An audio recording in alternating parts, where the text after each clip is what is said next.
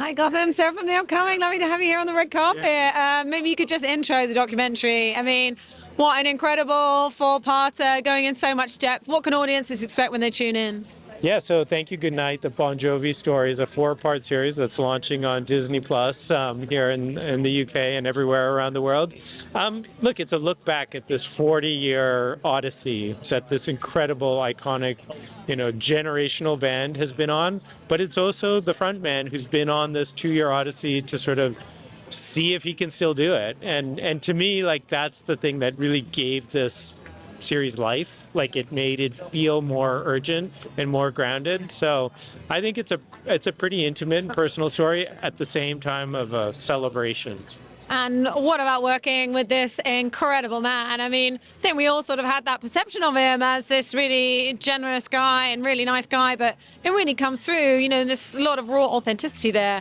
And I know that he also said he didn't want it to sort of be this cliche, focusing only on the fame and success, but also those hilarious moments when it seemed like everything was going wrong. What was it like working with him and going on this journey with him? I mean, look, John's a super smart guy, so he knew early on to get what he wanted, and he wanted, like I wanted, a celebration of this thing. There had to be authenticity, there had to be honesty, there had to be warts and all, the peaks and the valleys. And so, he went for it, and he trusted me, and, that's all you can ask for.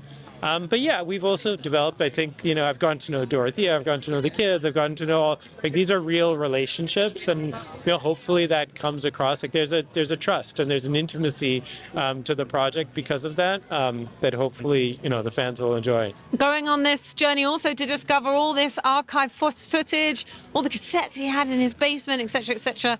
Because you might have had your favorite tracks that you knew from when you were younger, but did you discover something that you were like, oh my God, this is absolute gold? Yeah, I mean, look, there's an unrecorded song, Cadillac Man, in the series. So, when you stumble across something like that for whatever reason didn't make it out, but is, it sounds like a Bon Jovi song. You listen to it and you're like, oh yeah, no, this is a Bon Jovi song. So things like that, he had told us the story, Dave Bryan had told us the story about doing the cover for Bruce Springsteen. And John said to me, he's like, by the way, there was somebody recording that. There's some stuff out there, and I have no idea where it is. I don't have it. And I was like, okay, treasure hunt time. So we went to work and found it. So those sorts of things, when they show up, when he told us a story about getting, they had traveled the world, but he wanted to go back and do the Meadowlands in New Jersey and sell it out. And so we found that. I mean, those are the types of things that are sort of magical. And, it really is a celebration of all the highest highs of their journey. But there's also something quite universal about exploring those difficult moments. I mean, the sheer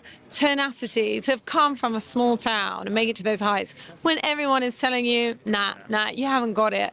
I mean, there's something really to inspire people in that too. It's an archetypal story. It is, look, as much as the successes, it's about the successes, it really is about the failures. The failures make the success. And that is, I have found that historically working with great elite performers, whether athletes or now rock stars, like they always tell you, it's like, well, let me tell you about the 10 people who slammed the door in my face, or the high school music teacher said, kid, you don't got it. Like, those are the stories, and those are relatable. The rock star stuff is fun, but not particularly relatable. Those stories are, the humility is in those. And when you finally showed in the final cut, was it must have been an emotional moment, of course, because of the uncertainty that's also here in the present.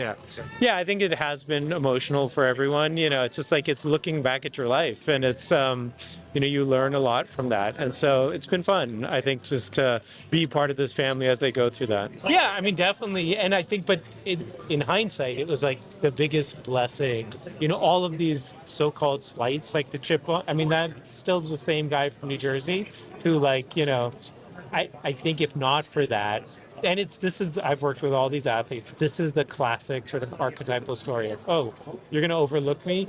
John says one of his mantras early on, but even to this day is, I'll show you, I'll show you.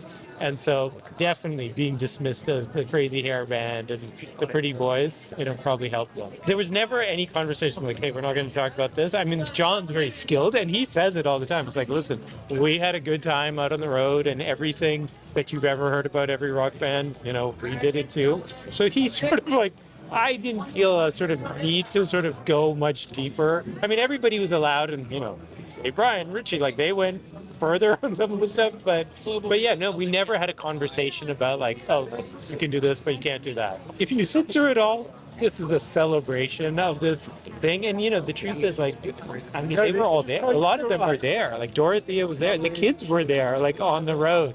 So like they had memories of it all. So no, I wasn't particularly nervous. I had a good feeling.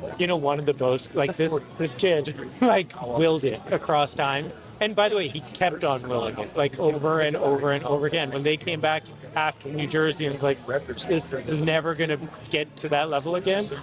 Keep the faith game. So it's like they just kept on reinventing. And to me, and I think I said this too, it's like the superpower was not the boys. It wasn't the air or the cute ass, as Dave Bryan sort of described it. It was like that will. It was that work ethic. Like we're going to fucking do this, and they did.